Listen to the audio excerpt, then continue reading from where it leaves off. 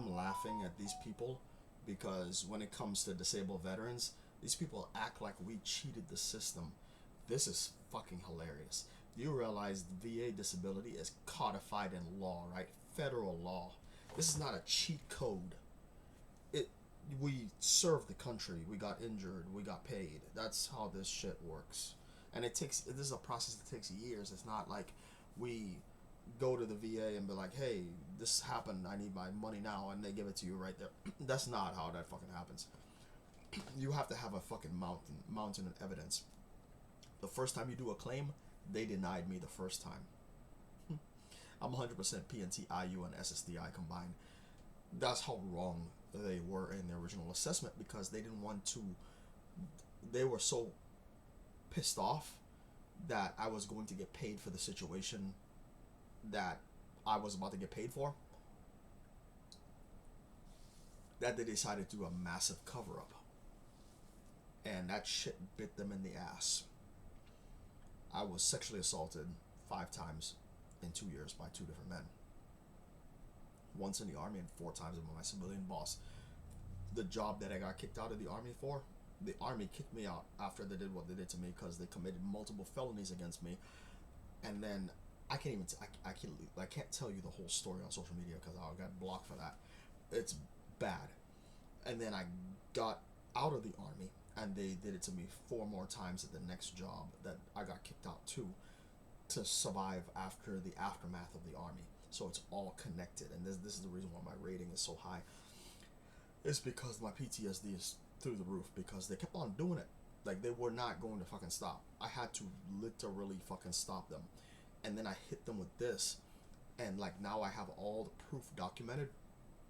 So if I ever have to defend myself for a similar situation, the police can't do nothing to me for defending myself anymore.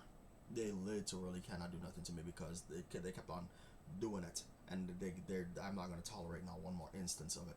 So, um, they fought me tooth and nail until my lawyer got involved, and and then the judge approved it, and now they're under court order to pay me for the rest of my life. The back pay alone was $78,000. So they lost, and they lost big. So when you get on here to bitch about our money, you don't know what we're disabled for. You don't know what happened to that veteran, and then you need to understand it is codified in federal law. This is not something that is it's not a handout. It is a benefit that is earned by the veteran. That is why government shutdowns don't affect us. Quite literally, nothing affects us. The only vulnerability is if that veteran was to commit a felony and get incarcerated for over 60 days. That is the only vulnerability. So if you're obeying the law, you have nothing to worry about. That's the whole reason when I get prepared to defend myself, I warn the person, I put it in writing, I notify the police department, I send emails out to the city, the police department, and notifying them of the incident. And then I make sure there's a video with all the facts in it saved to my hard drive.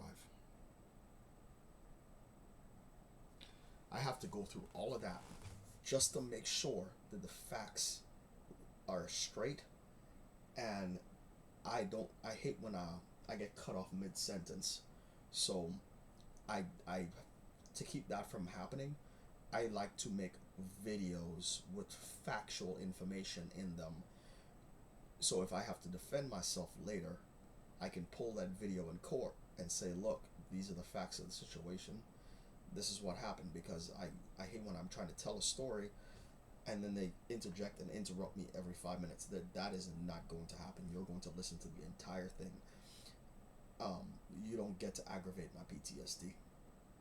So that's the reason why I like the camera, because I can get my story out, recorded in its entirety, save it.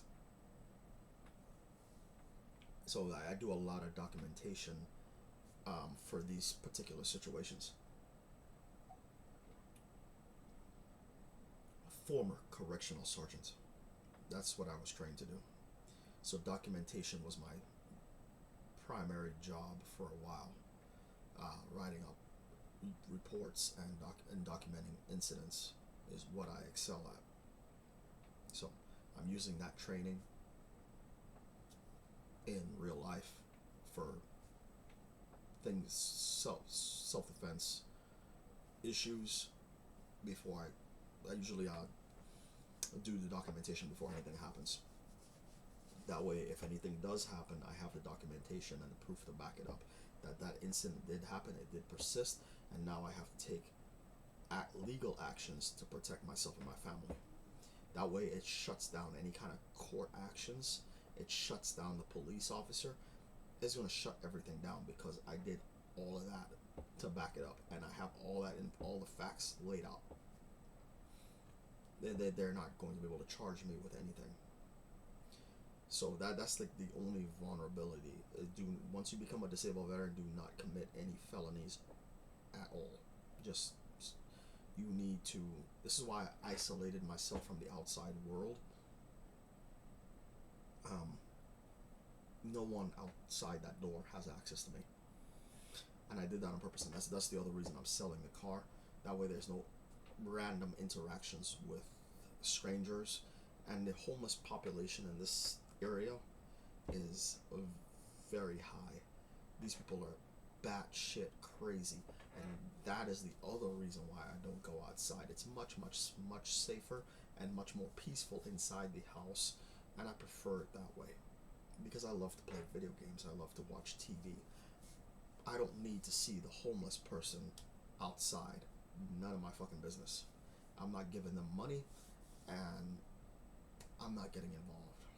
That's why I'm in my personal space enjoying my life. So, you basically have to. So it's very possible to just to cut everybody off. I'm out of here.